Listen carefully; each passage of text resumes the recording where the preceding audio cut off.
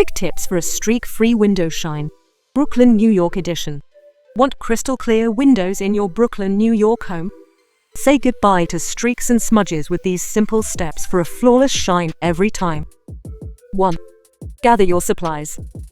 You'll need white vinegar, water, a spray bottle, microfiber cloths, and a squeegee for that professional finish.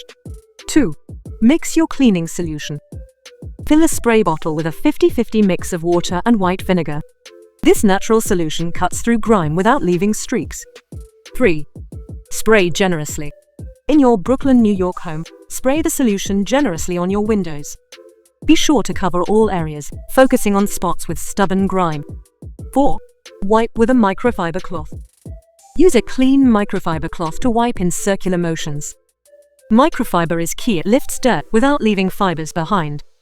5. Squeegee for perfection. For that flawless, streak-free finish, use a squeegee starting at the top and work your way down. Wipe the squeegee blade after each pass. 6. Polish edges. Use a dry microfiber cloth to polish the edges and corners, ensuring every spot is clean and clear. Enjoy sparkling, streak-free windows that brighten your Brooklyn, New York view.